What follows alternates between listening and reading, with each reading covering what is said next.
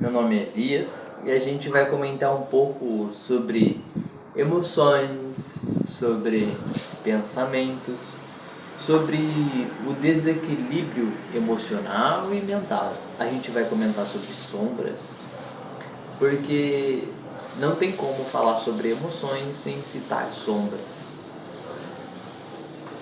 Quando nós falamos de emoções, é importante que a gente esteja atento para como estão as nossas emoções, principalmente.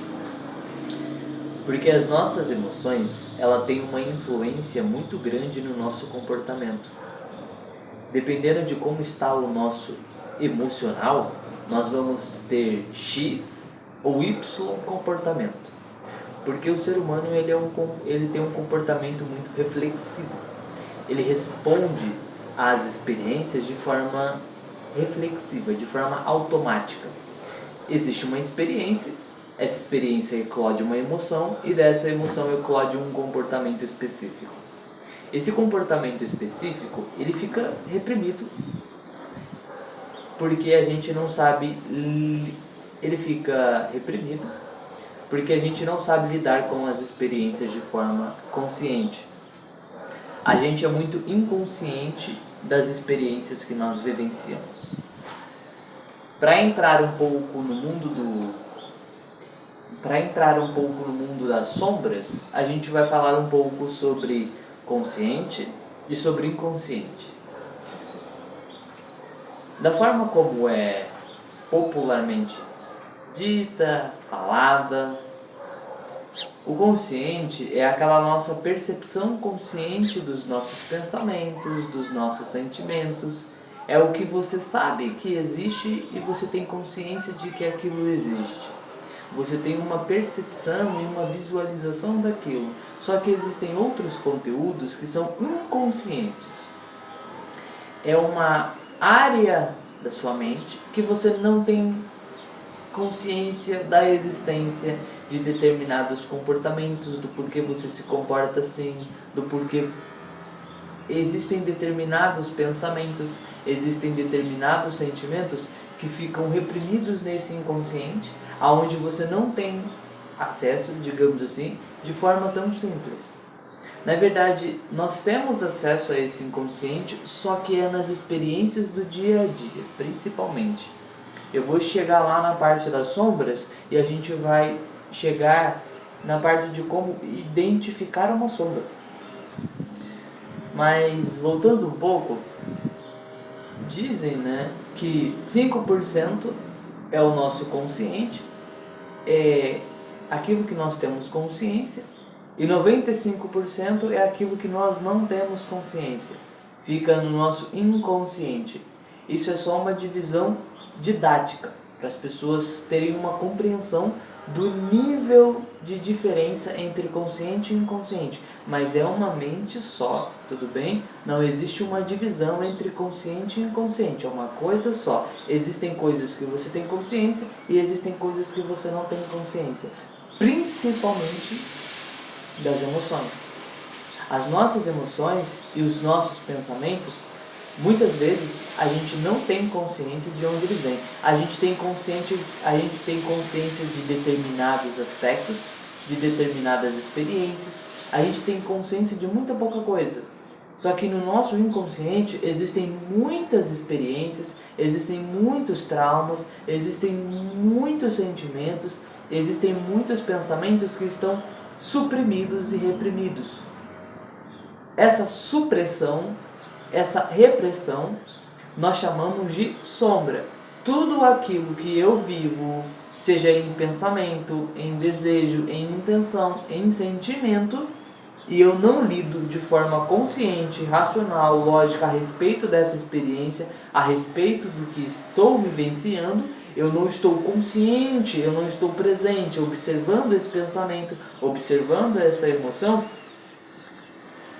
ela é reprimida. Ela é reprimida como? Ela é reprimida como uma sombra, ela se torna uma sombra. Só que a sombra, ela é muito mais ampla do que nós imaginamos, porque a sombra, ela é viva. ela tem uma consciência por si só. Ela busca a autoexpressão. Só que, vamos supor, por exemplo, eu vou ir devagar.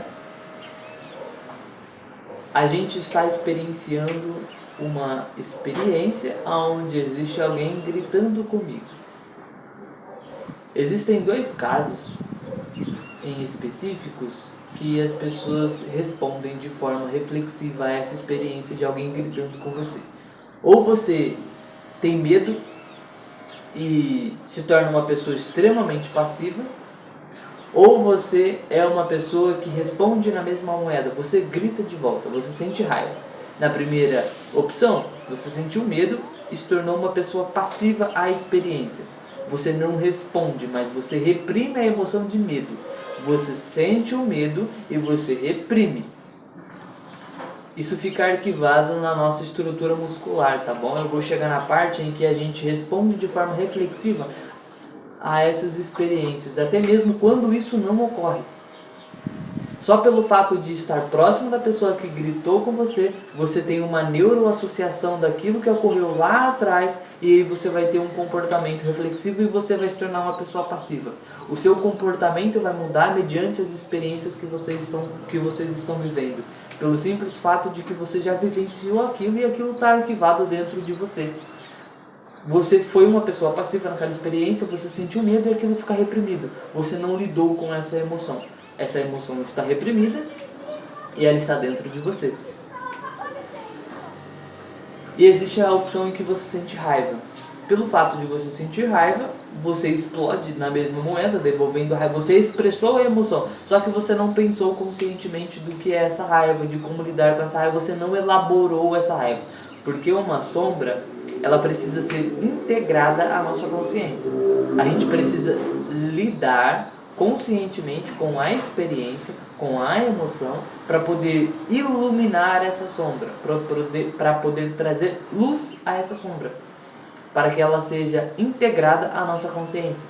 E sendo integrada à nossa consciência, ela é liberada. Enquanto ela não for liberada, ela se torna cada vez maior. Então aquela raiva, ela não desaparece quando você explode, ela se intensifica com o passar do tempo.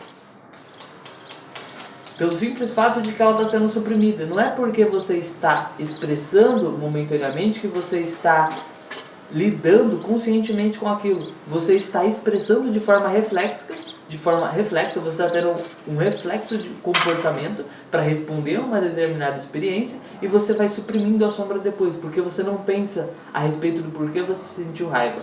Você tem uma cascata de hormônios, uma cascata de neurotransmissores, você explode de raiva, mas depois você não lida conscientemente com aquilo e aquilo reprime. Aquilo ainda existe dentro de você e você não lidou conscientemente com isso. Então aquilo prejudica você em muitos níveis, até mesmo no nível físico. Começa no nível mental, começa no nível emocional, mas depois passa cada vez mais para o nível físico. Porque a gente vai chegar na parte em que existe o duplo etérico, é onde fica a nossa energia vital. Porque para a gente manter uma sombra reprimida, a sombra de raiva ou a sombra de medo, a gente precisa de energia para manter aquela sombra cada vez mais reprimida. Porque quando a gente tem uma emoção que a gente não gosta de sentir, a gente simplesmente busca reprimir aquela emoção, reprimir aquele trauma, reprimir aquela experiência para a gente não vivenciar aquilo novamente. Então a gente busca se afastar das pessoas que causam isso na gente, só que isso não resolve a situação. A emoção ainda está dentro de você. Você pode não estar sentindo no momento, não significa que ela deixou de existir. Você está tirando energia de você para reprimir aquela emoção, para reprimir aquele traumas passados que não são tão interessantes, que você não está trabalhando com eles. E aí eles estão reprimidos em você. Você está tirando energia de você para manter eles suprimidos e escondidos de você mesmo.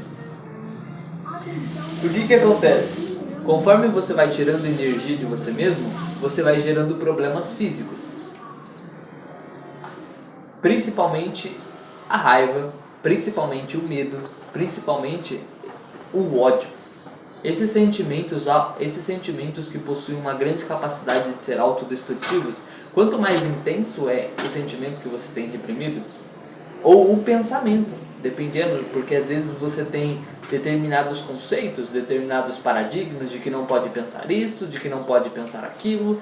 Pelo simples fato de você ter a consciência de que não pode pensar aquilo, você reprime determinado pensamento. Você não está lidando com o pensamento. Reprimir não é lidar. Quando eu digo eu não posso ter determinado pensamento, eu começo a reprimir pensamentos que estão ligados a esse determinado pensamento. Por exemplo, as de sexualidade, ou a gente começa a ter um julgamento a respeito do que é bom e do que é ruim. Isso é natural para o ser humano. Só que esse julgamento leva a uma falta de compreensão do que é esse pensamento. Nós não estamos pensando a respeito do pensamento, nós não temos plena consciência do que é esse pensamento. Apenas falaram pra gente que pensar isso é ruim, então a gente vai reprimir esse pensamento. Só que o ato de reprimir significa que você está tirando energia de você para reprimir aquele determinado pensamento. Então você repele experiências que podem trazer esse pensamento à tona. Você repelir. O ato de repelir não é lidar conscientemente com as situações. O ato de repelir mostra o quanto você não está conseguindo trabalhar com aquela situação. Então a gente desenvolve gradualmente a capacidade de lidar com essas sombras de forma consciente através do silêncio e através da observação. Essa é a forma que eu trago. Existem outras formas, provavelmente, tá? Provavelmente existem outras formas de se trabalhar com isso, só que a gente trabalha com isso de forma consciente, através do silêncio e da observação. A gente vive a vida de uma forma consciente, tendo consciência das experiências que nós estamos vivenciando.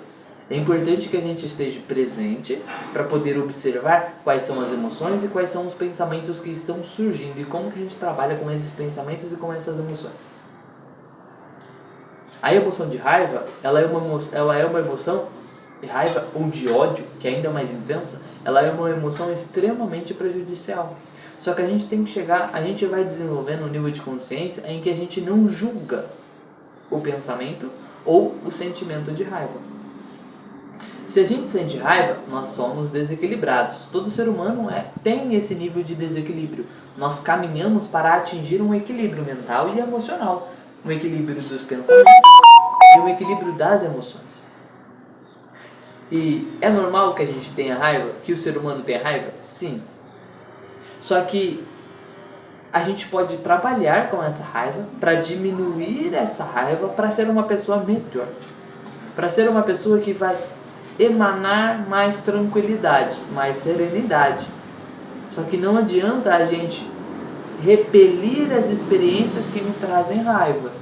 Eu tenho que viver a vida, voltando lá. Como que eu sei quais são as sombras que eu tenho? Vivendo a vida.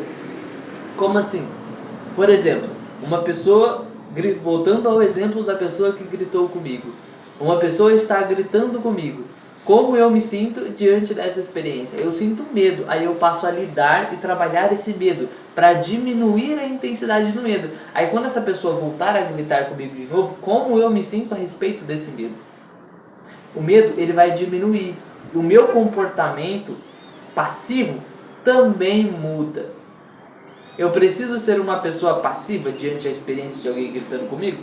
Não. Eu posso ser uma pessoa bem serena.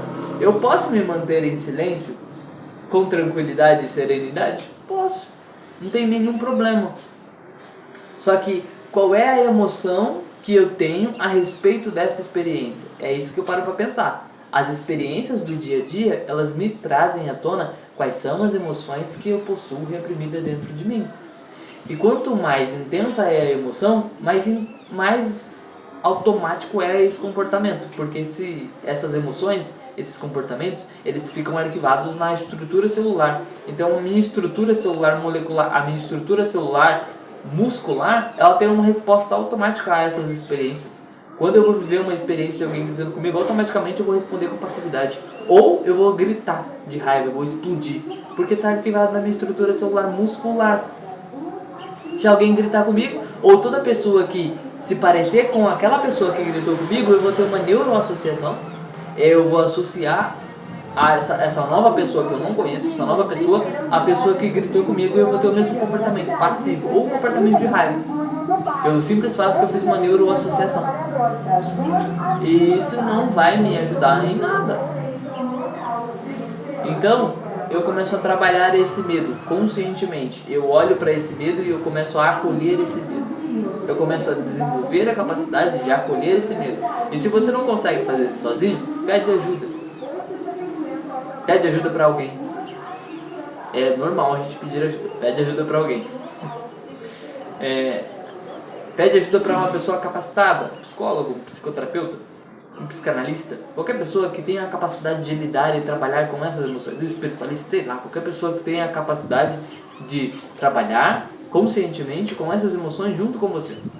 Para lidar com essas emoções, a gente vai liberando gradualmente essas emoções de medo, de raiva, de angústia, de tristeza, e se tornando uma pessoa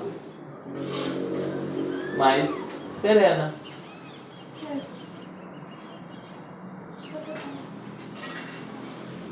Acontece.